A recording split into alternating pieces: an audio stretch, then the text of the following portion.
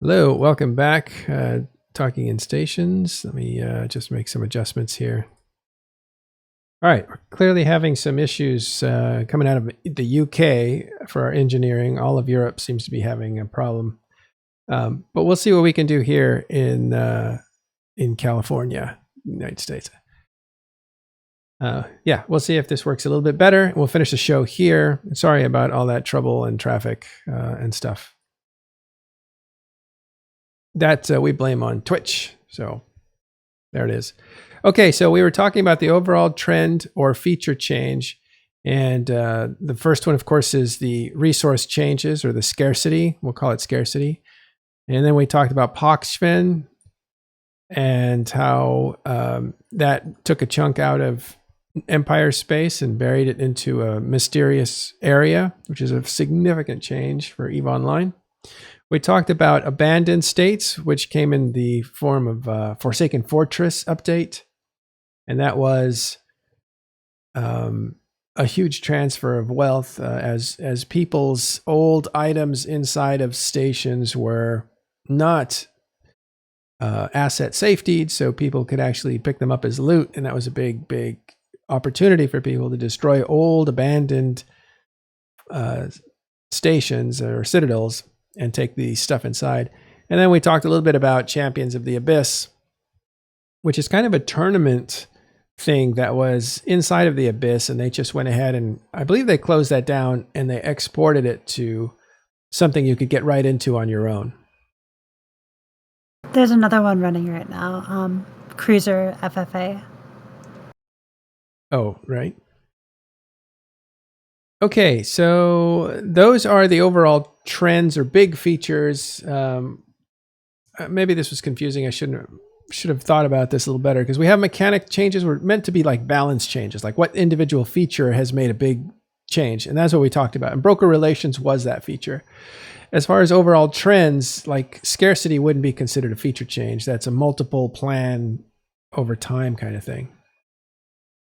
And the winner for the 2020 most, I think, influential overall trend is actually Pochven. Now, it wasn't implemented. It wasn't implemented incredibly well, but its significance and influence will radiate for the rest of the game because it's changed the map in a significant way. So we're going to say that Pochven is the most influential change, although all those that we just talked about, especially scarcity and Forsaken Fortress, really did affect players a lot more. Okay, now we'll go to the group. And actually, I'm just going to read these off, except that we'll stop a little bit for some lesser known groups. But as far as the most influential group of 2020, Poppy is part of that group. That is a culmination of, it's basically a super coalition that's come together to fight the Imperium. And on the other side of that is Goonswarm, which is the heart of the Imperium. And they're essentially the majority of the fighting force that is defending the whole delve right now.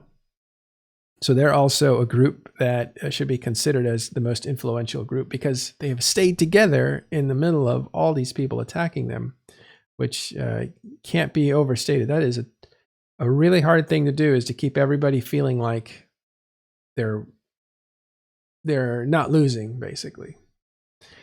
I don't know. Pappy and Goonswarm, what do you think, Elise, on either of those? I mean,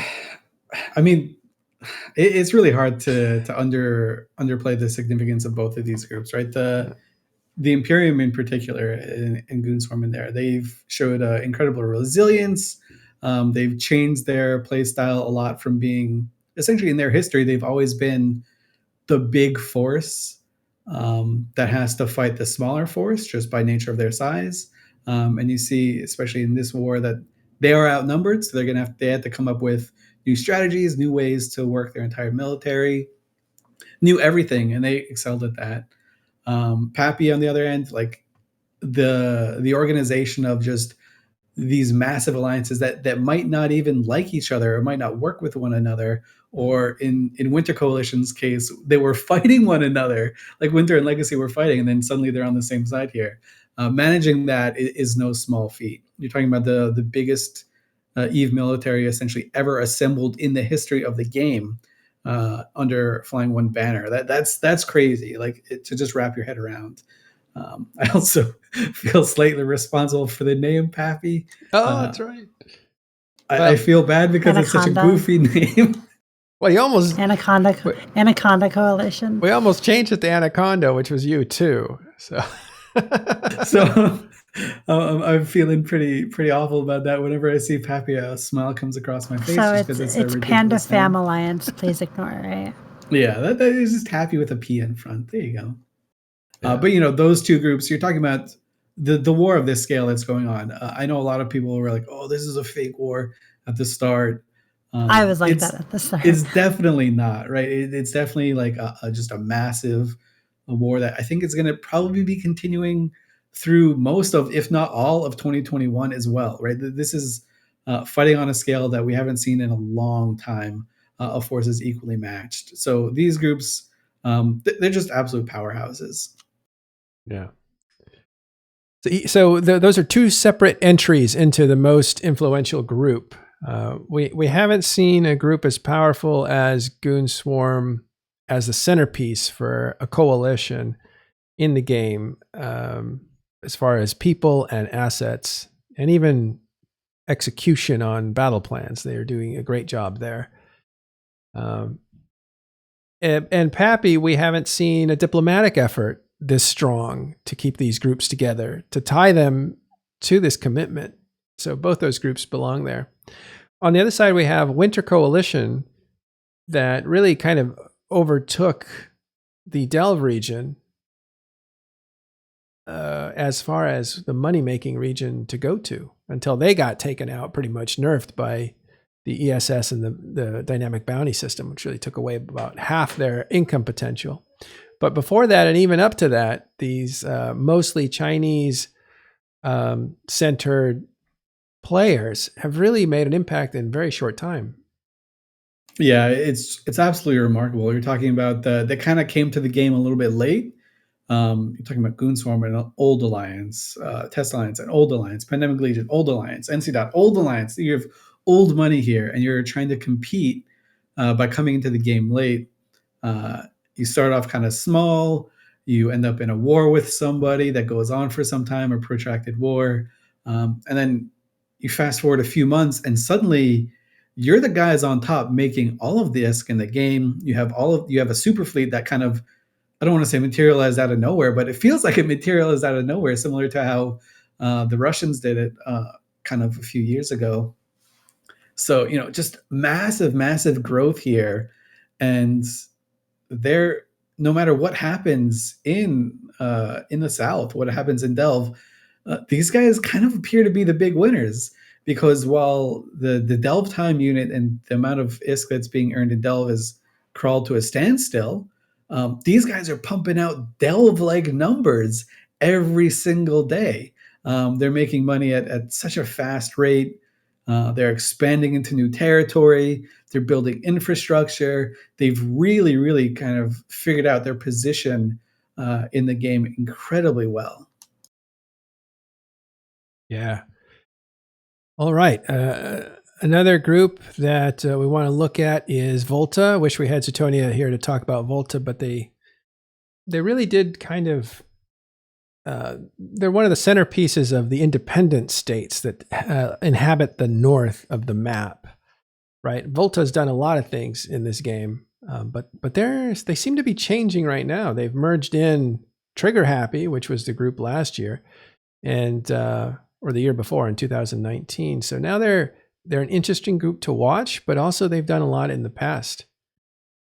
Yeah, we talked a little bit briefly about Volta at the end of last week's show, and they're the group to watch out for in 2021. They're going to fill the role that like Black Legion used to play. I feel you're talking about the high level PvP, nomadic, don't really care to be part of a mega coalition or a bigger group. They could lose all their space, they can keep all their space, they could gain more space. They don't really care about that, but they will continue, just forcing their will upon people. And as of we're talking now, Volta for a long time were, I don't want to say stuck and pigeonholed into one time zone, but they were very strong in one time zone. And in the US time zone, they were significantly weaker. Now that has changed. That dynamic has absolutely changed. They are strong in both European time zone and the US time zone. They've got FCs in both time zones. We're talking multiple big named FCs that can, really pilot well and get the most out of their ships. I think these guys are going to be the go-to spot for a lot of players that are, as World War B2 gets protracted and longer, I think some players might drop off from both sides and say, we don't want this anymore. These big, long fights, they're too grueling. Let's go have some medium, small, large-scale fun, and they'll join a group like Volta. I do think this group's going to make absolute waves, and I know Suetonia put them on this list because of how they transformed. Right, you're talking about an alliance that essentially recreated itself. It was in 2020, people thought it was dead. Right, they used to live in Thera. They were the Thera boys for so long. They kind of grew a name for themselves as being the guys that go through wormholes and kill Rorquals and supers. They got a lot of, especially in drone lines, right? Exactly. They got a lot of new people coming in. They got groups like Russian Thunder Squad and Israd, and people like them joined. And then those groups left. And then Volta said, you know what? Thera isn't viable for us anymore. We're no longer the Thera boys. We're going to live in Losec. And people counted them out. People said, okay, well, this is where Volta dies. Some people blamed, actually, I don't think anyone blamed the leadership of Volta. People just blamed the direction of the game. They're like, Volta's playstyle got nerfed. They couldn't adapt. Now they're dying somewhere in Losec. And then suddenly they emerge. Starfleet Commander waves the banner. They show up in Declan, where Sword Dragon kind of created a huge vacuum there on his departure. And they conquer a region, and they start snowballing. And now they're the main power players in that northwest area of the map. And I'm just absolutely fascinated with them. And the game desperately needs more groups like them. I think the game gets healthier and more fun and more vibrant when there are groups of that size doing what they're doing. So hopefully they're going to be the trailblazers here of 2021, and their star just going to shine brighter and brighter. Cool. All right, another group to look at is Edencom. Arcia, you're familiar with them. So are you talking about Edencom, the faction in game, or Edencom, the player? The players that supported Edencom. So what do we call them? So the players that supported Edencom, there were a few different groups. The biggest one of such was the Edencom Defense Initiative, which had a lot of players come together and ran basically public fleets 24/7 to follow around each invasion that popped up and try to push the bar for Edencom. There were something like 53 fortresses taken. Some percentage of those are actually from Serenity, because the results in Serenity were mirrored over to Tranquility and vice versa. But between, even discounting Serenity, it'd be something like 30-something fortresses and 80-something public victories on the Edencom side, compared to 27 liminalities and 26 or 28 Triglavian minor victories. So the Edencom players were extremely successful outside of the systems like Niarja that motivated ridiculous responses. Within the Edencom Defense Initiative, there was a subgroup called Lux Invicta, which was basically the public fleet had like the kitchen sinks where like a new player would show up with a Praxis that had like a terrible fit and be put into fleet, and just a mishmash of everything. Lux Invicta was more strict with like doctrines and like getting the most out of performance. They showed up in low sec more often than just the public group did. Had a lot of really good actual engagements between the other players as opposed to fighting with the mechanics. And it was quite the event, and there were a lot of people who were working together who maybe fought with each other before. Like 3 of the biggest alliances in Edencom side were Electus Matari, Phoenix Naval Systems, and Kimi Harar.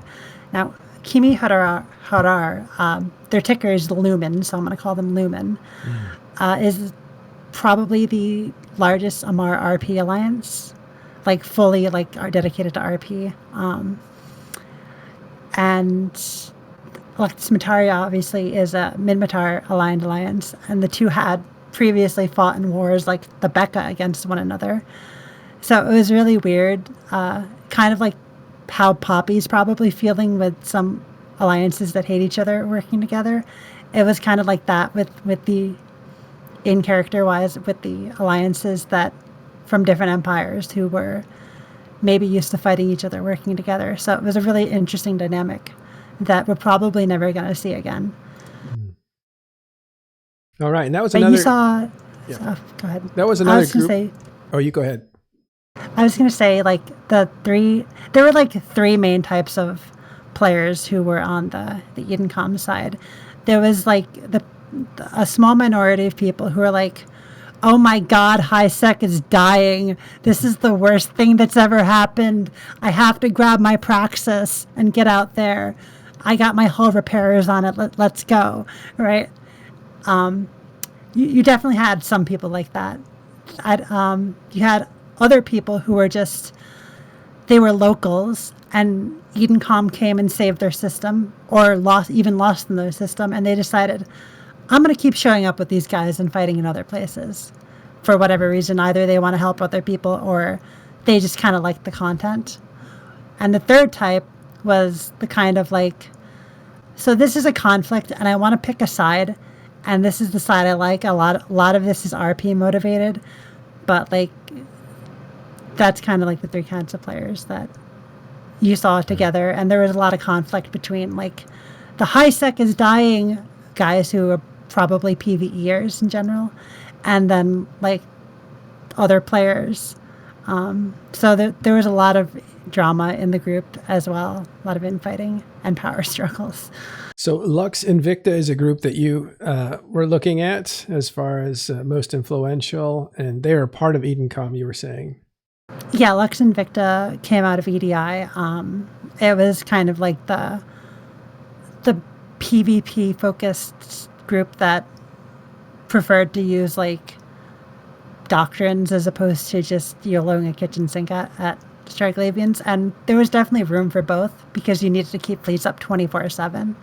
And the groups like obviously worked together, coordinated, and a lot of people flew in both doctrine fleets and kitchen sinks. But yeah, Lux Invicta was kind of like the A team of the Edencom Defense Initiative. All right, cool. All right, so these are the nominees then for the most influential group. We have Pappy, Goon Swarm, Winter Coalition, Lux Invicta, Volta, Edencom Defense Initiative. And our winner is, as far as most influential, I'm not sure about this one, at least. Do you agree or disagree? Marcia? Oh, my choice was actually someone completely random, right? But Yeah, it wasn't even listed. But It but I didn't don't make it think to you can that really list. go wrong picking pretty much anyone here. Yeah. It kind of makes the decision really hard. I think, again, we have to go with scale this year because it was such a big year for scale. So the winner is Pappy. That super coalition is, we've seen something like it before, so it's not necessarily original, but at this scale, it is huge. So the most influential group by far, taking over 3 regions and now looking at taking a 4th in Delve, has to be the super coalition of Pappy. I hope we never see Pappy again after they finish their work, but they are clearly most influential because they were big enough to push around Fountain, Aquarius, and also Period Basis. Those are the most fortified places in EVE Online, and to push into Delve, which was unbelievably difficult for impossible for anybody else to do. So that is the biggest group, or the most influential group of 2020. Not to mention the railroad system they built from Catch, through using Keepstars. Is just colossal project. Yeah, and even if you want to argue about their successes on the battlefield, right? You can say, oh well, they claimed regions that weren't going to be defended anyways. You can completely discount all that. The ability to bring everyone under one banner without, we've seen it before with the Money Badger Coalition. Those people work together because they saw an opportunity, and a lot of them were being paid to work together as well. Like the money was definitely a factor. Right now, Pappy were able to get everyone under the same banner for going after like this weird idea of, oh, let's form together, even though we might not like each other, or we might not love each other. Let's form together to fight our common enemy. And they were able to get everyone on the same page to fight for at least, even if they disband tomorrow, at least they did it for 6 months and through most of 2020. Yeah, the whole half of the year. And on the other side of that, of course, is Goonswarm, which is holding itself together in the face of all this pressure, which is clearly like the other side of the equation. Could easily have been the most influential group. But in this case, influence is being pushed upon them rather than them externalizing and making their influence known, I guess. Okay, so again, the most influential group is Pappy for this year because it's such just scale.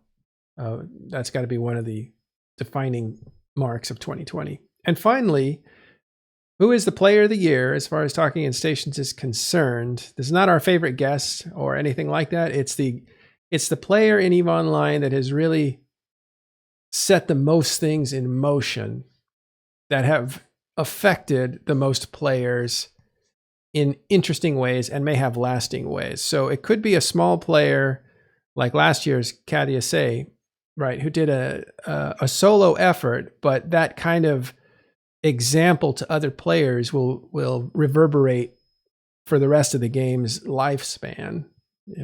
EVE Forever and all that, whatever. But that's we're looking for the best examples of people to inspire people, or somebody who just has real political clout, or an FC who's really changed the way people play the game. And that's the kind of stuff we look at for this.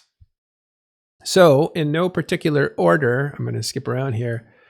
We'll start with Caleb made this suggestion. One of the players of 2020 who's really made a big impact on the game is Brisk Rubal. And he is strictly meta. I mean, he gets primaried a lot, but that's only because he is so appreciated on the meta side of things. And the reason that he is an influential player is because he's brought a lot of his natural talents to the game. And he's made people sweet on EVE, right? If you are entertained by the stuff that he's done on the meta show, he took that show and really raised its quality level. And I don't mean dressing up in a tie, or putting on makeup for cameras, but taking it seriously enough to do that work is important. But also doing the graphics work, as you can see what it looks like without graphics work. We're kind of stripped down right now. It's a different thing, right? So you can look at it and you can appreciate the amount of work that goes into it. And then also the content side. And I think the most important contribution there is the desire to communicate with players and to share the game, but also to do it in a funny way, in a way that entertains, and this, take all the, narrative, biased side of it out, and it is incredibly good for the game. Yeah, he makes EVE fun in a way that it doesn't feel toxic at the same time, right? So obviously there's a level of quality that he does, but you can tell that Brisk is having fun with what he's doing, and people obviously are having fun with him. Right. Yeah, exactly. And so there's no surprise that the crowds that watch the meta show are bigger, and that's good for the Imperium. So it is a strategic play as well. And so the other side of this is another person that is possibly a player of 2020, and that is the Mittani for different reasons. One is he also entertains people, whether you're hate watching Meta Show or just loving the smug. He's delivering that, and he knows how to do that.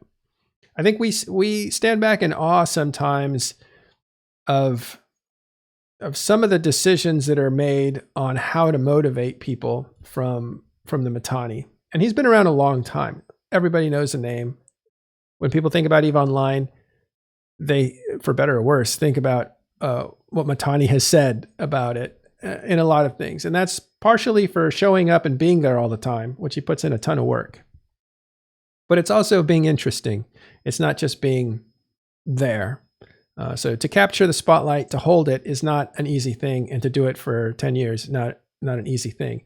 But in this case, we really thought on the ground, whether he plays or not, he embodies the voice of keeping the group together. And the Imperium has, as a coalition, really now, they have the upper hand now, but when we were making these nominations, he didn't have the upper hand. They were just kind of losing. And so this is even more impressive. They have stopped the momentum of Pappy now, and keeping everybody together and keeping it from falling apart. Mittens sits near the center of that with another Goonswarm guy who is also a possible player of the year, Asher Elias. And Asher did some amazing things this year. Again, running the defense of Delve takes a lot of work, But he also did some interesting things, not only on the Meta Show when he was there being interviewed, because I think he's the funniest guy on the Meta Show, actually. But he also, as a general and as somebody who was working this war machine, had to project confidence. And then there was also YZ9, I think, was a big deal for him. Elise, you have any comments on Asher Elias? We touched on it a little bit, but you're talking about the guy who is... He's not doing it by himself, right? So we don't want to seem disingenuous to the other people that are in the FC team in the Imperium, right? But you're talking about a guy who sees this massive wave coming at him. His alliance and his coalition have almost always, through their storied history, have almost always been the type of fighter that they have a numbers advantage going into every fight, which doesn't make them like easy F1 pushers, dirty blobbers, or anything like that, right? There's a specific strategy that you need when you have that type of play style, right? You can predicate all your fighting on having more numbers, being able to reship, being relentless in that aspect. He had to take that essentially that entire attitude, and he had to flip it on its head, right? He had to come up with ways to fight completely outnumbered. I think you best saw like his expertise in the YZ9 FWST, like in that first Delve Keepstar fights, as he comes up with strategies to kill these Keepstars as they become anchored in NPC Delve, and how to deal with that. You could see just on a daily basis how the strategies evolve, right? And those don't happen by accident. That comes with planning. That comes with a lot of thought. I know Asher is one of the FC types who doesn't just make the calls on the field, right? He also comes up with fleet doctrines, and he does a lot of theory crafting. I know that's like one of his passions in EVE, right? Coming up with ways to fight, coming up with different fits, coming up with different ships that you can fly, et cetera, et cetera. So I think he deserves a lot of credit for Imperium's success. Yeah, and we'd be hailing him as a hero if some of these other like plans of his that actually came to fruition, right? So we were talking before the Boson attempt, where the Imperium tried to essentially wipe out all of the Pappy, the entire Pappy supercarrier fleet. Yeah. Just set up a great bait, kind of had everything planned, win with it. Server didn't hold out for him. It didn't work. Whatever the mechanic was that didn't let it happen, it just didn't happen. Yeah. And instead of being defeated by it, he was like, oh, well, that didn't happen. It was super cool. We'll go on and try something new here. But if that did work, he would be EVE's player of the decade, right? You're talking like a like deathly deadly event the likes of which Eve had never seen. It would have been 200 super carriers dying in like 5 seconds. It would have been the coolest thing had it actually worked. And Yeah. the planning involved in that absolutely astronomical. Yeah, and I don't know if he conceptualized it, but he did execute it, I'm pretty sure. And so, just to go in there and do it. And again, we don't know if it would have worked or not. We don't know if they hit or brought enough. There's a lot of questions on it would have worked. But the idea to do that was gameplay at its top, right? You have a lot at stake, and that was a risky move and an interesting move, and executed well and pre-planned well. There was nobody saw it coming, so that tells you something. Okay, so again, Asher as the military general or admiral, and then Mittens as the charismatic voice of keeping people together, and Brisker Ball as somebody who's keeping the game entertaining for the masses while not being too offensive, which is tough to do. On the other side of that whole equation is Vili, who clearly has done a lot in his career in EVE Online, but most certainly in 2020, he is somebody to look at as possible player of the year, not only for the Tranquility Trade Tower, which is an amazing diplomatic effort, but the idea of dissolving the non-invasion pact with his security partner, the Imperium, opening up the possibility, and as we know, the reality of a massive war. That took, in my opinion, that took a tremendous amount of self-sacrifice, because he's putting everything at risk. He's putting his trade tower at risk. He's putting his test alliance at risk, right? And Mittani and the Imperium went right after that. Right when the war started, they're like, test is next, because they were going right after everything he owned. They are personally going to punish this one guy for the entire war effort. And that's why it looks like it's just Vili doing this, even though we know it's not. But he is the one that has to risk all that, right? Fraternity's not going to suffer like Test is going to suffer if this goes all sideways. So Vili definitely making a huge decision in 2020 that has changed the game, at least for this last 6 months. What do you think? I mean, yeah, he definitely has become, I don't want to say the poster child for Pappy, but he became essentially the face for Pappy, right? You're talking about the military coordination channel for the Pappy forces has something like 90 FCs in it. But Vili kind of becomes synonymous with it, because he is one of the players that obviously he's been there for every major EVE event. It feels like he's been in FC forever. He's been in FC for Goonswarm in the Great Wars in Delve. He's done it all. He's seen it all, and he's just like this big name. He essentially kind of took an even bigger leap this year, I think, by becoming and embracing, I guess, the role of like the Pappy figurehead, if you will, right? So there are a ton of moving parts. Poor Vili he doesn't take credit for all of the successes, but he gets to take all of the blame for all of the failures, as we're seeing now. Yeah. So that is kind of that's just what happens. Yep. But Vili in EVE's history is going to go down as one of the most impactful players. He completely revolutionized Test Alliance to become essentially a global powerhouse in EVE Online, getting them to the point where they can meaningfully participate in a war like this. He's been there. He's the one that did it before Test. Were always these kind of this like weird middling alliance that they embraced. I don't want to say being bad, but they embraced like their quirks, and they didn't really care what you thought about them. Now Test in 2020 at least becomes an alliance that you have to look for, like, what are they doing? What moves are they making? They've got lots of FCs. They've got lots of military might. They've got a lot of that, and I think all of it has to do with Vili being in the position that he is in Test.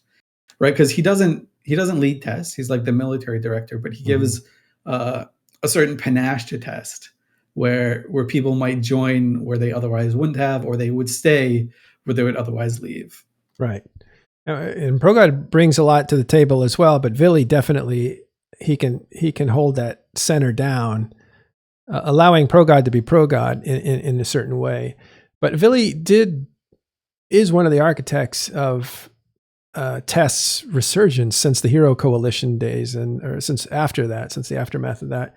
It's a long building process. But remember, Vili was in charge generally of the military when it won Providence, when the stations were changing. It beat PL, it won UALX, and changed the dynamic between NCPL and Test. And I mean, he has brought it into the era that it's in now. And now it sits near the center of all these major groups. So we gave Test that recognition last year, or 2018, when they really came alive. And so Vili, as an actual person, being such a visible person for Pappy, in that he's doing kind of the Mittens job and the Asher job together. Of course, we know that there are more people involved in that, but he is kind of that focal point, at least in the meta. So that's Vili for 2020. Next is, let's skip around here to. No, actually, let's go for Gobbins. Should be somebody that is considered heavily. Now, one of my favorite players in EVE Online is Gobbins for many reasons, but he's kind of mysterious, isn't he? Like, people know that he's in charge of Horde, and he's the one that built them up, which is significant in and of itself. But I don't know. What do you think, Elise? You know him better than I do. So Gobbins is another player that's been around kind of from the early days, right? If you played EVE in Delve 1 and Delve 2, you probably were on a Gobbins bomber fleet at some point. You probably had him bridging your fleets around, as he was one of the first Titans in the game as Admiral Goberius. He was a character. He was an FC in the early days of EVE. He was very much unpredictable. He hated being told what to do. Took a break, came back, took a break, came back. Won an alliance tournament, took his talents to another group and made them an alliance tournament powerhouse. And then, he was just kind of living out his days in EVE Online, having fun, coming up with weird fleet concepts, and using PL as a platform to experiment with them. And then one day he goes, hey, you know what'd be cool? It seems to me Fozzie made all these frigates so useful. Wouldn't it be cool if we had like a group of players that were like kind of small, kind of like Brave, but we would operate it in a different way. And they could kind of fly around with us and help us win fights. That was the initial idea for Horde. Not necessarily a meat shield, but like some group of new players that we could mix with the veterans and create like some cool knowledge for, and we would manage them in a certain way. So Goblin goes, yeah, this would be real cool. Let's do this. So he does it. We come up with the Nade Pandemic Horde, which I think is a Jeff Raiders special. Maybe not. Sounds like he did PanFam too, right?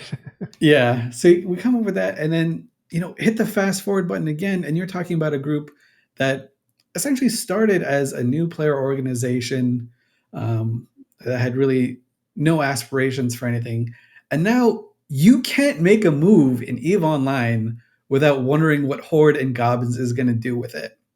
Right? They are an absolute power player. Their Starbrand, or their what they do is more significant than what, let's say, if PL deploys, you pay attention to it, but you're not worried that your alliance is going to die. If Horde deploys, you're like, oh shit, there's thousands of people that are going to kill me. What is going on here? What is going to happen?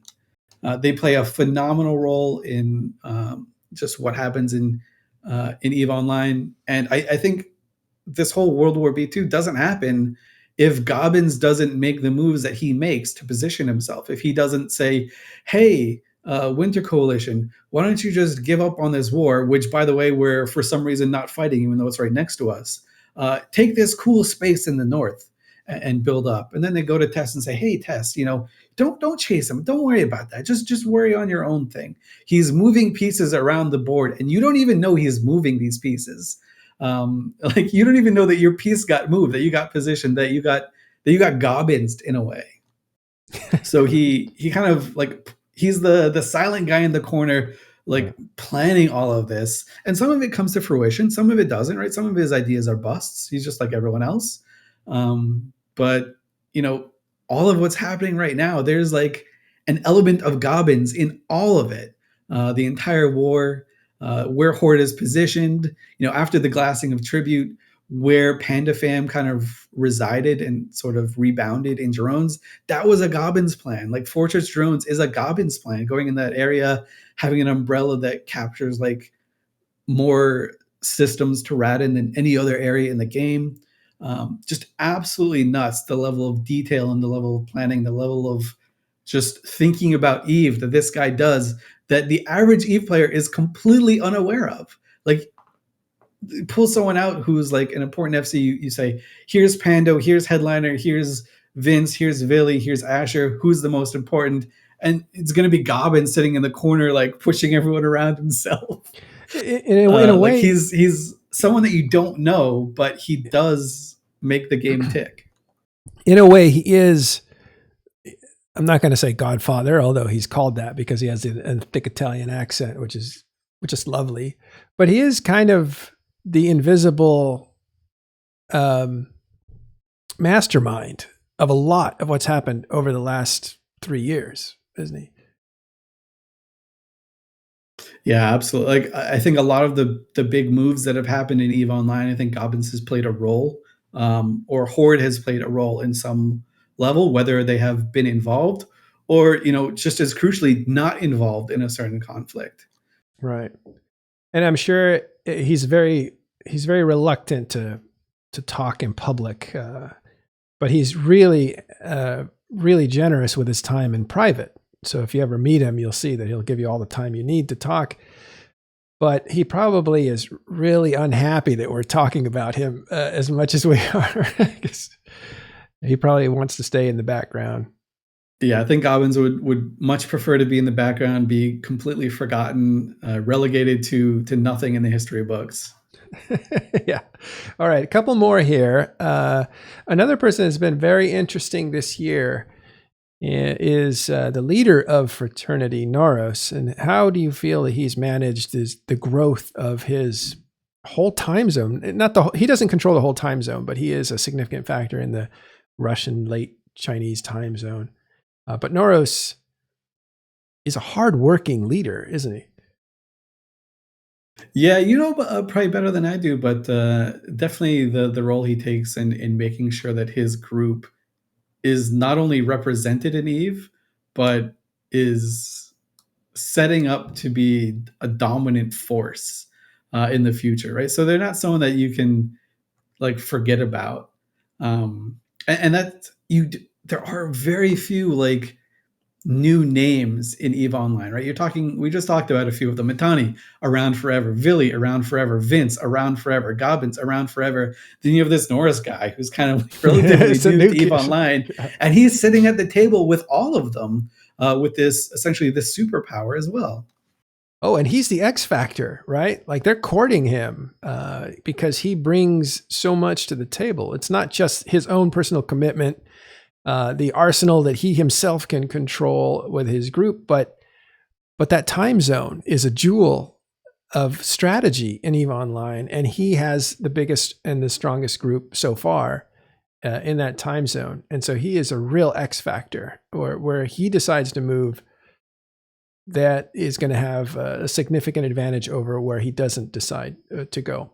And again, he built, in a way, he inherited and built up a massive money-making empire in the same model that Goonswarm had done, but he did it fast because maybe they worked out all the quirks, or maybe that region was the right place to do it, as a lot of people knew. But he did that. And also he's the one that really took out Sort Dragon, if you think about it. Because yeah, go ahead. I was going to say, I completely agree with that, right? I think Sort Dragon kind of filled that role of you need me around because I control this one crucial time zone because I'm the best FC in that time zone. I'm also an alliance leader. They all come to me. You can't make a move without me being at the table. And I think Fraternity went down it, and Norris, I don't know if they had this designed or whatever, but when they took Sort out, Norris became that person, right? He became the person that you needed there. And not only did they recreate Fire in terms of like making ISK in a region, but they're innovating it as well. Like if you go to Fraternity space, they're the best at dealing with the DPS and with the ESS changes. If you filament around, and I'm sure Arcia can attest to this, if you end up in frat space, you're like, oh shit, I'm gonna die in frat space. God damn it. Like they're going to chase you. They have standing fleets that will always chase you. They're not relying on some guy lighting a Sino and letting supers in. They've redefined what it means to earn money in space under an umbrella. Their umbrella isn't a super capitals. Yeah, they still do it too, but that it's not all they have. That's not their only trick. They're coming up with the tactics that these other groups are going to emulate. Yeah. So that's Naros, newer on the block, but a significant player. So a player possibly of the year in 2020. And last we have, this is Arcia. You mentioned Elizabeth Rhiannon. Elizabeth Rhiannon, another player who's been playing since 2003, actually. So another player, the Oracle of the Invasions. So for the entire course of the invasions, she did data collection and analyzation of what systems were invaded, what system, like she cracked like the risk code of like what systems can be flipped to liminality versus the ones that could not be flipped liminality. And had like ended up making a list of like every system and like the risk factors of every system, and like we had constant updates on like where where the invasions were happening and how many hours until like the median time to a next invasion. So we like always knew like when a system would time out, when a new system would be getting invaded, because the first couple hours of the invasions, like who was there first was a tremendous advantage for winning the system. And the two sides were stronger in different time zones. Like Triglavians were stronger in European time zone, and Edencom was stronger in US time zone. And like, so knowing like when systems are likely to spawn because of the data collection and analyzation she did was like the biggest factor in deciding like who's gonna win what system, basically. Because without knowing any of that, I think the size of Pochven would have been double what it is. Since the invasions ended, she basically figured out how all like the wormholes into Pochven work. Like her and other people working towards that end. EM has a guide on how to get into Pochven available now that her and Deepaspar wrote together. Basically, she's just one of the best at like collecting, analyzing, and putting together like data for consumption for large groups. She kind of does a similar thing with the Minmatar militia right now. Well, that's good. And I love that, to put that into perspective, Pochven is half the size that it could have been if not. So the maximum possible size was 81 systems, confirmed by a news article. So it could have been 81 systems. It's 27. The minimum possible size, I think, was 21. So it ended up at 27, and without like the data that was basically painstakingly collected and organized by her, we would have lost a lot more systems because we wouldn't have been ready for the spawns. So that's insane to think about. Yeah, it is, right? That's amazing. All right. So also Elizabeth Rhiannon, someone to consider for the Player of the Year for 2020. So let's go through that again. The nominations were Vili, Gobbins, Asher Elias, Naros, Mittens. Actually, that's Matani. Probably shouldn't be so informal. Elspeth Rhiannon and Brisk Rubal. Those are the nominations. And the winner of Player of the Year for 2020 in EVE Online is Gobbins. For all the stuff that we had said before, Gobbins is something of a master at organization, but also diplomacy. And diplomacy has brought you to this point. So we give the award to Gobbins for this year. Congratulations, I Gobbins. think absolutely congratulations, Gobbins. I have a feeling that if this award were 2020 and then the first week of 2021, everything would be completely different, right? I think you could. True. I think either Asher or the Matani. I don't know. I think you have to give it to the Matani if it's 2020, and then that first week of 2021, he is certainly thriving in his position where he is right now, having the Hell Camp. There's one of the few things that makes Goons especially scary. That is going for a headshot of their system and then being Hell Camped by them. They do both of those better than anyone has ever done and probably will ever do in EVE Online. But because that happened just after the cutoff, I think Gobbins absolutely earns it. He's been moving pawns across the board for years. And from a personal level, I've seen Gobbins from every stage of his EVE career, from the angry FC doing fun small stuff to the small guy doing Alliance Tournament Theory crafting, to running a mega coalition, or essentially running a mega corporation and mega alliance in EVE Online from the ground up. Yeah. You said something really interesting, and that is that the original, popularly known as World War B, the invasion of Imperium in the north, doesn't happen without Vili, which was very interesting. But this second World War B invasion of the south, where Imperium is, doesn't happen without Gobbins. I thought that was interesting. Yeah. I absolutely believe that's the dynamic, right? For better or worse, you can say whether it's a good thing or a bad thing, but World War B one, Casino War, whatever you want to call it, Vili was instrumental in that, right? He didn't do the money handing up, but that's where he really came into his own in terms of FCing and coordinating. That was like the Killaby and Vili show in terms of that. But Killaby could only do so much because he didn't have command over everyone else. Vili had the respective test and the groups that went along with them. So I think Vili was instrumental in that. And Gobbins absolutely moved the pieces around in preparation for World War B2.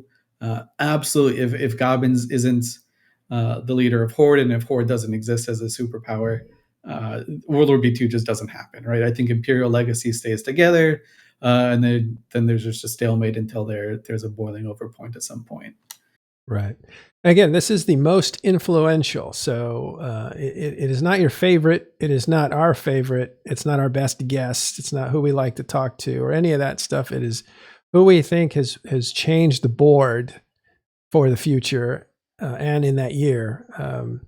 Like who is the most influential person. And so that goes to Gobbins this year. It was close with a lot of people in that group. A lot of people, any of those nominees, Asher or Mittens or Vili, any of those could have been Player of the Year. But definitely, I think Gobbins has just done extraordinary work in putting pieces on the board and moving groups and using events as leverage. And doing it all with everybody liking him, which is crazy. You know, he's an amazing and interesting player in EVE Online, I think, too. He's just too mysterious. That's why you don't know a lot about him and why it takes people who kind of deal with him to bring out what he does.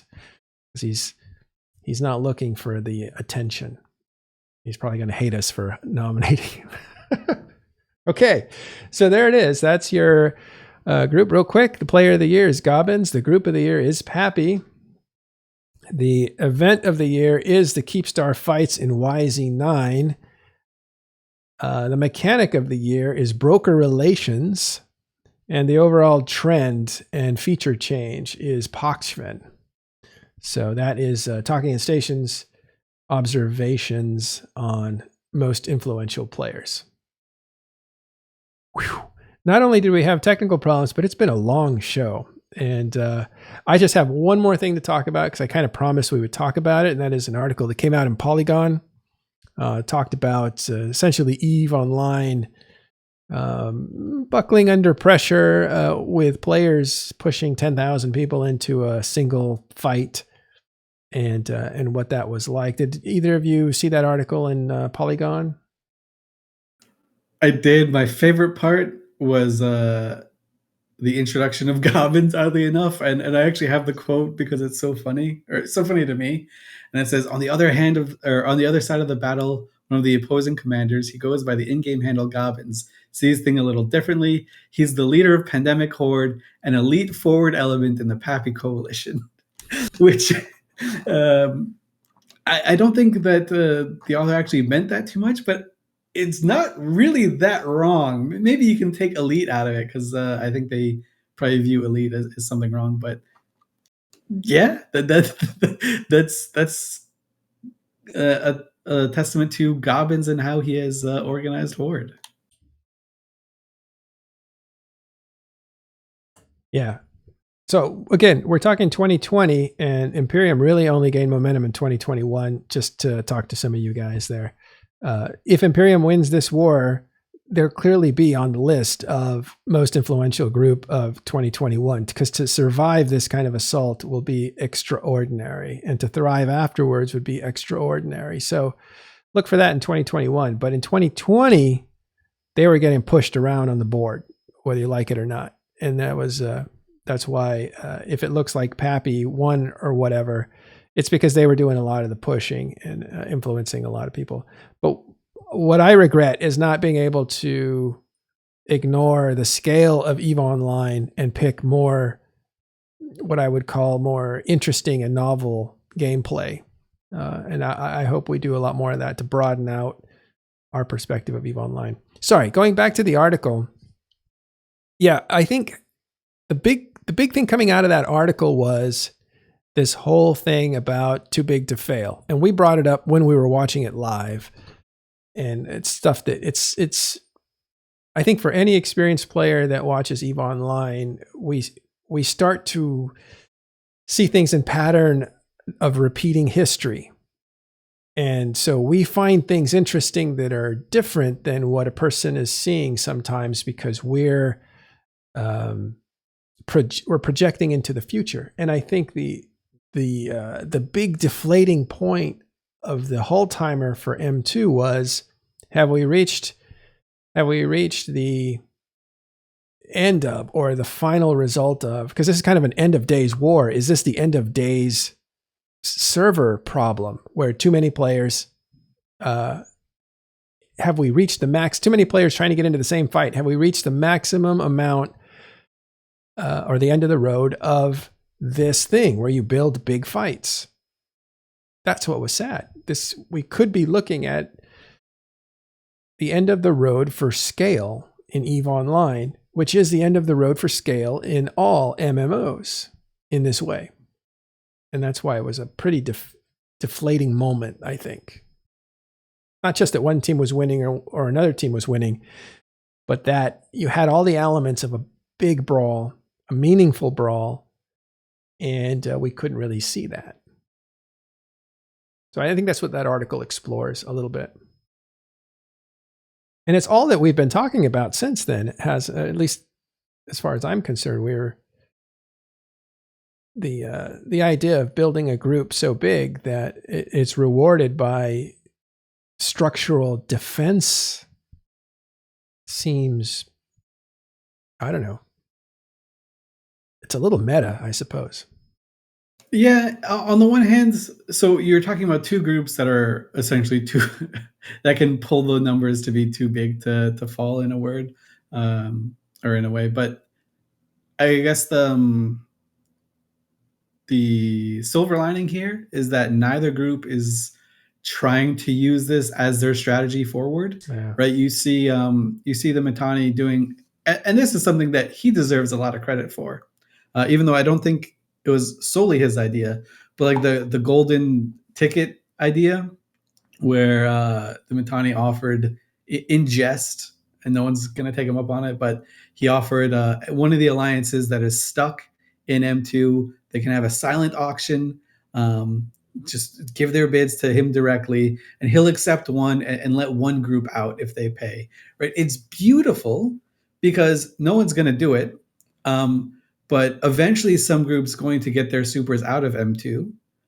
Maybe it's 10 years from now, who knows? But eventually some supers are going to leave M2, and then the Mittani gonna say, they took the golden ticket, they did it, guys. And you'll never be able to tell for sure that they didn't, right? That's going to be just something stuck in the back of your head, and he'll be able to stoke that fire whenever he wants, right? So why that's important here is because the Mittani recognizes that his path to victory is still shattering Pappy. It's not, hey, how can I motivate my guys to shove 7,000 people into a system so we're fortified forever?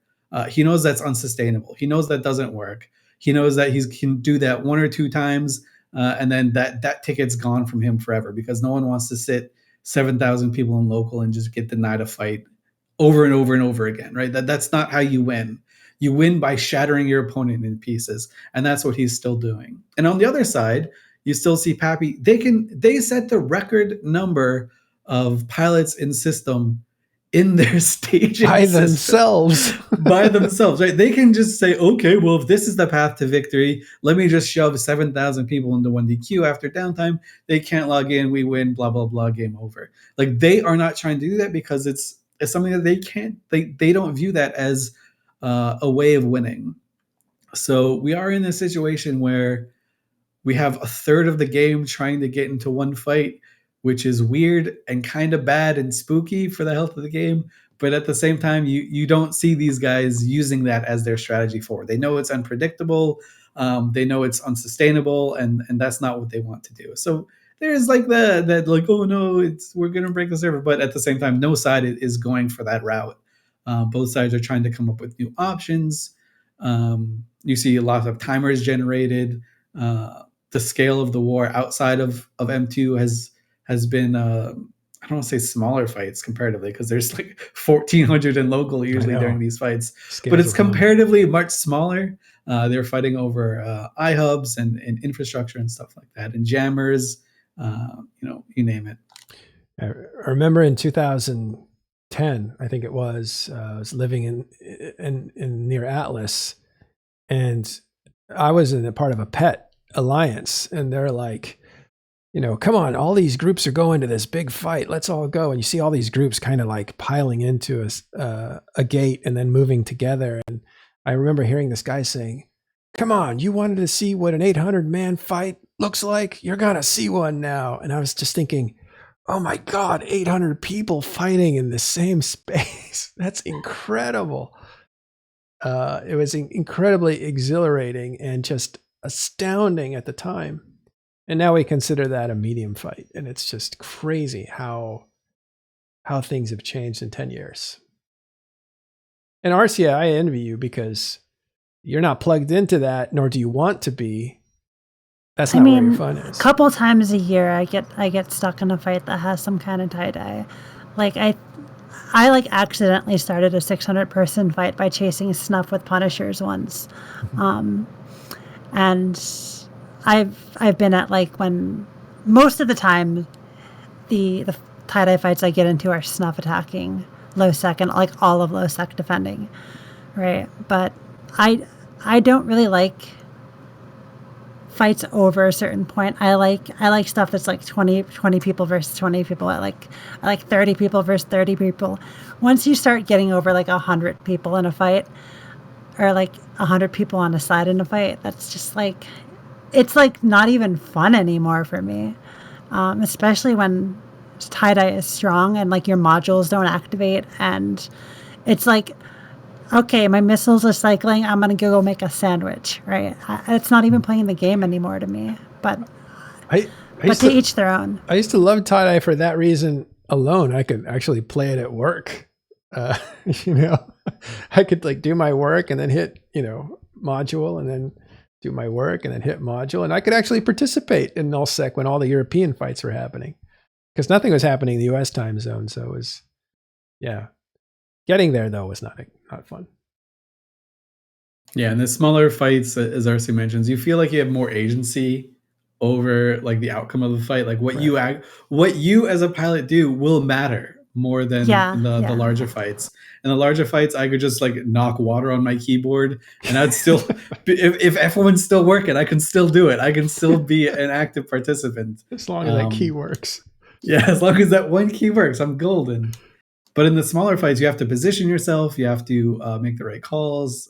And there are times when you're not just anchored on somebody else. Like there's manual piloting involved. Everybody has to, like, it's every individual part is more important when there's fewer individual parts.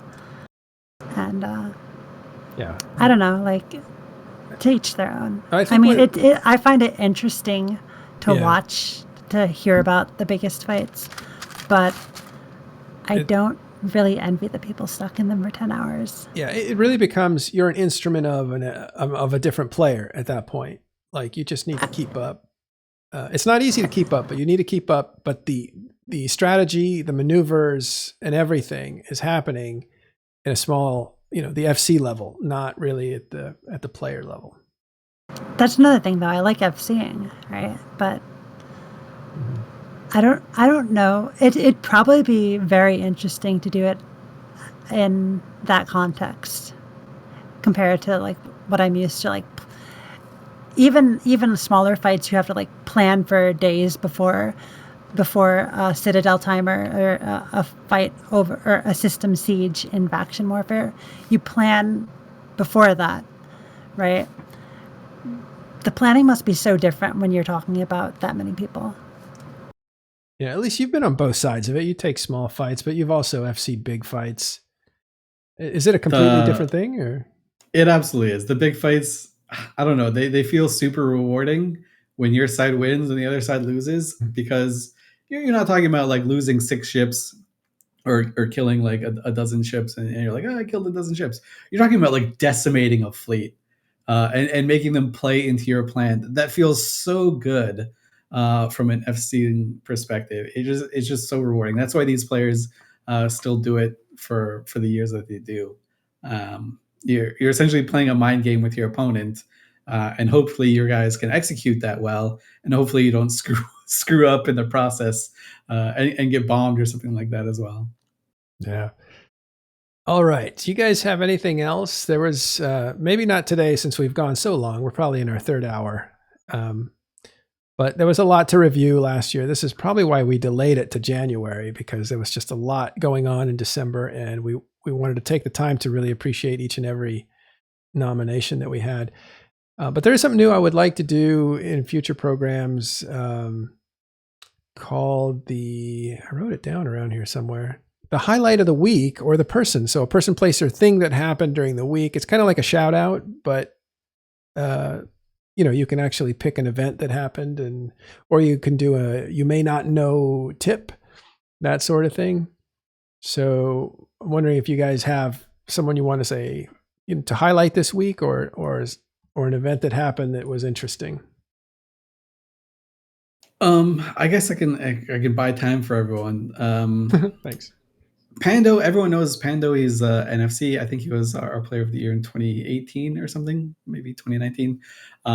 He's an FC for the initiative. He also has a podcast with Miranda Lorian, and it's like their FC chat or FC. I actually don't remember the name of it. I watch every episode and I don't remember the name of it. It's the Pando FC chats. There you go. This week they had on Killa B and Mr. V. Absolutely fantastic show. Mr. V is one of the legends of EVE Online. Both Germans, all 3 of them actually, right? I think Mr. V is Dutch. Oh, okay, my bad. But Killa B, they're close enough. They're over there in Europe. Pando somewhere. and Killa B definitely are. But go ahead. Yeah. So maybe those are the Germans you were talking about. Yeah, that makes sense. But yeah, absolutely wonderful. Mr. V is one of the names, an iconic name in EVE Online.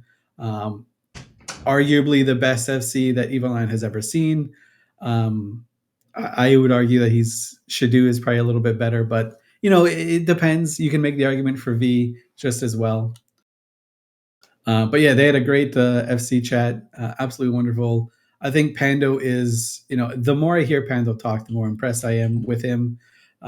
Just absolutely an all-star. I think if this game goes on for another 10 years and Pando still wants to play, I think he's going to be the guy of the decade, right? I think he's already a star, but I think he's going to go supernova at some point. So absolutely love listening to him chat. Previously, before that, they had a chat with Pro God Legend as well. That was good. I think it was right after him too. So that was a fun listen to. Yep. It just absolutely love the show. You guys should check it out. Yeah, so we recommend, this is another thing I was going to do, is highlight other media to watch. We recommend watching or listening to Pando FC Chats and also Less Than 10 podcast. And I gave you that link just a second ago for their episode 38, which they actually filmed for the first time. Okay. What about you, RC? Do you have anybody or anything to highlight this week? There was a pretty decent fight in Camilla last Monday. Usher Khan lost in Astor House. It came down to like seconds to repair. It was a really close fight because both militias teamed up against Snuff, who showed up, and Baltram's group was also there, and they tanked Snuff, while the two militias got ready to fight alongside Baltram and chased Snuff off.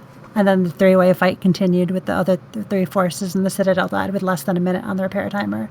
It was a really fun fight to be in. Yeah. Cool. Dan Cook says, pretty big fight in Genesis Dock Workers, White Sky, No Nothing's Dread Bomb. We did put that out in the EVE Online newspaper that we put out. TIS News, it's called. That's the mailing list you can sign up for in your mail area of your mail of in-game client. Again, that's TIS News. Sign up for that mailing list and you'll get the newspaper from Talking In Stations in the game, all linked up and everything. And we did talk about it there, but we didn't talk about it on any of the shows. That was something that we were tracking. We were also tracking Snuff is attacking the Space Pope's Satoyo, I think. And they've said that they were going to attack that Keepstar in Basgarin before, and it was a bluff, but maybe they're actually serious this time. Look out this week and see what happens.